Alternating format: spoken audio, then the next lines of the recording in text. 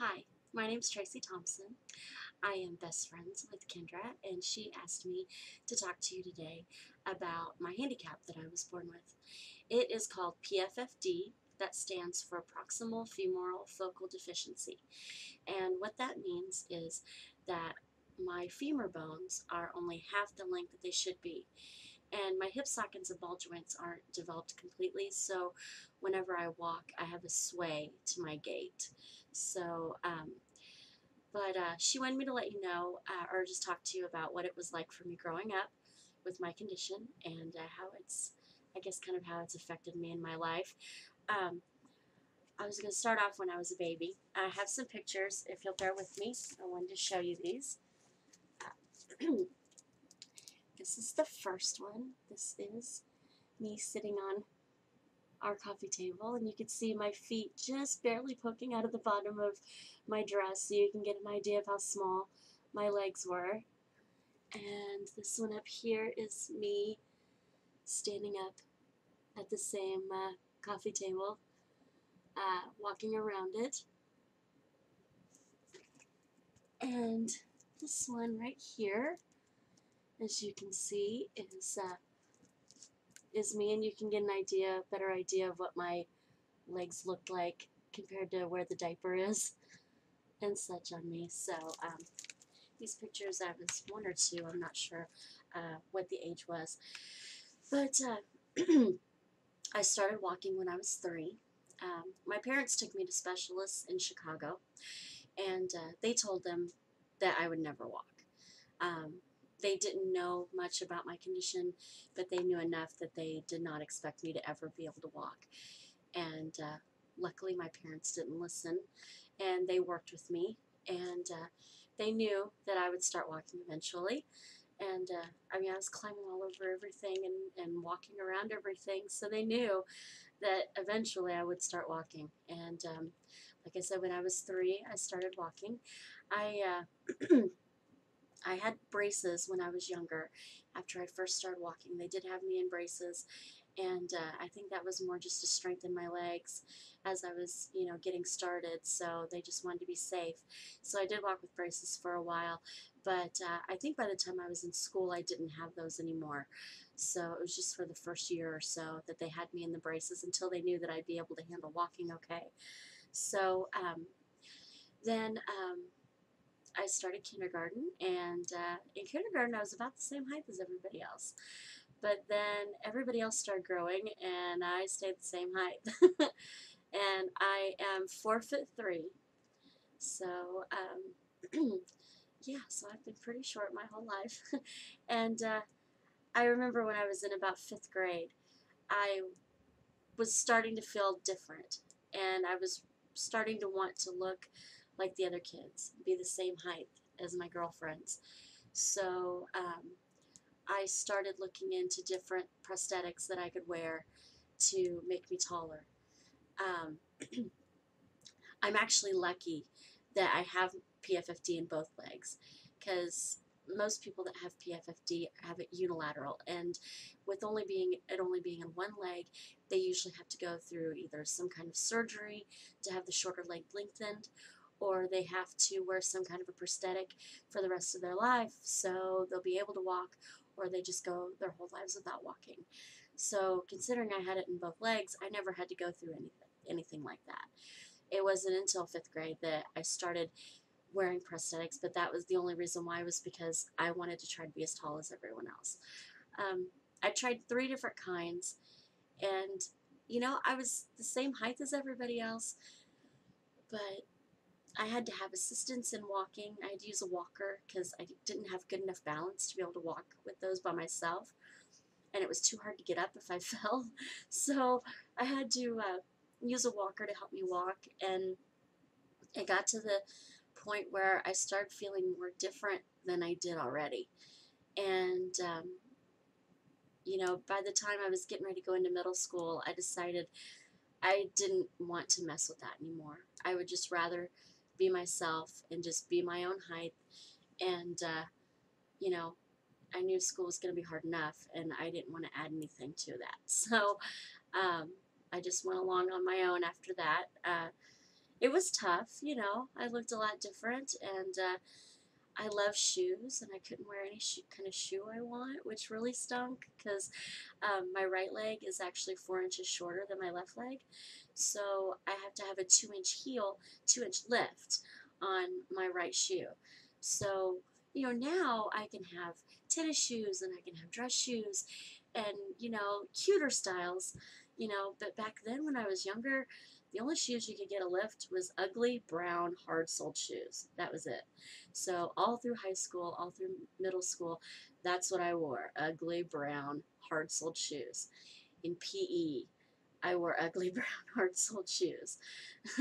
So that wasn't fun, but, you know, that's just how it is. So, you know, I went through school and you know, it really wasn't that bad. I mean, I had the kids that picked on me, but everybody has kids that pick on them, you know? Um, you know, my parents have always been awesome, and one thing that they always made sure to do was to not treat me any different than anybody else did. And my friends don't treat me and have never treated me any different than anybody else does. So, you know, even though, of course, I was aware that I was different, I never really felt like I was different.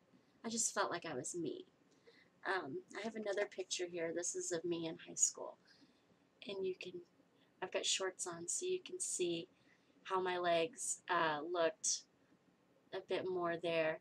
My knees are actually up higher. I have knees, but they are like right here and right in here.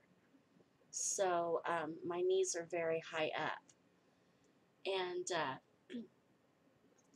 so that's what they looked like back then. So, and that's what they look like now for the most part. But I went through high school and you know, had fun. I was in the choir, and Kendra and I were actually in choir together, and we were in Green Wave Singers, which was like the singing and the dancing group. So, you know, I did that, and it was a blast, and I loved it. And graduated high school, and then I met my husband Mike, and we've been together for 17 years now, and we've been married for 12 years. So he's pretty awesome. I love him a bunch, and you know, we have 2 little boys, and I've got a family picture here of all of us. This is from my oldest son. Sorry for the glare. You know what? I'm going to take this out. While I'm talking to you, I'm going to take this out. But my oldest son is 7. His name is Lucas. He is in 2nd grade. And this picture that I'm going to show you is actually from his t-ball game. And our youngest is named Patrick.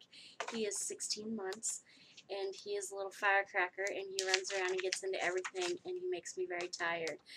And I wouldn't change a thing because I love him so much. He's just an awesome kid.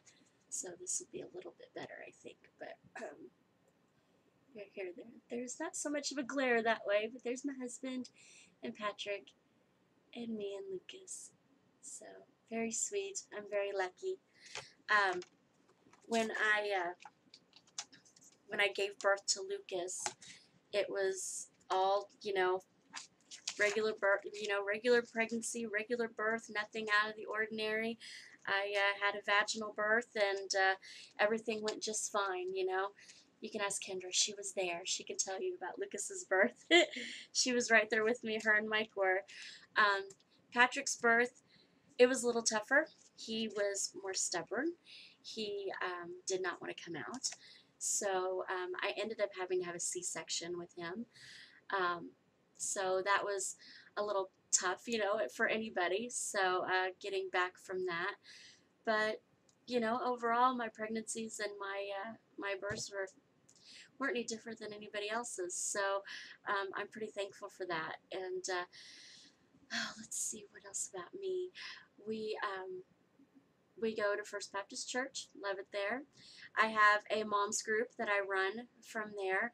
It's called MOPS, it stands for Mothers of Preschoolers.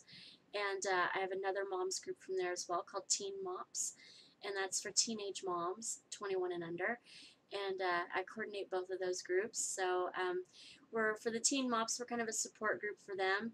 We teach them, basic skills they need for mothering and just taking care of themselves and being the best mom they can be.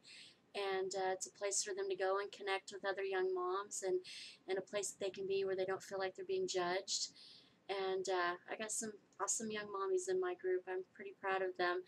And then my regular MOPS group I love as well. And it's a group for moms to just get away and get some time for themselves, and just to connect with other moms and make some friends. And it's tough, especially if you're a stay-at-home mom like I am. You stay home all day and you need somewhere to go to connect, and that's what we're there for. So I'm pretty proud of both of those groups.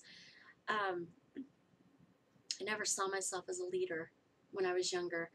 Um, I think being through some life experiences I've been through, and being through, having a handicap all my life and having to overcome, you know, judgment and just overall, well, for lack of a better word, ignorance of people.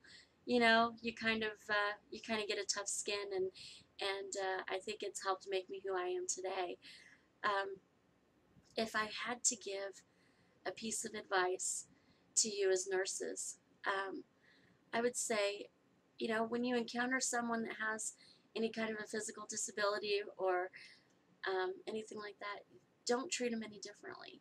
You know, don't treat them like they need, they need to be, I don't know, like babied or just treated any different than any other patient would be.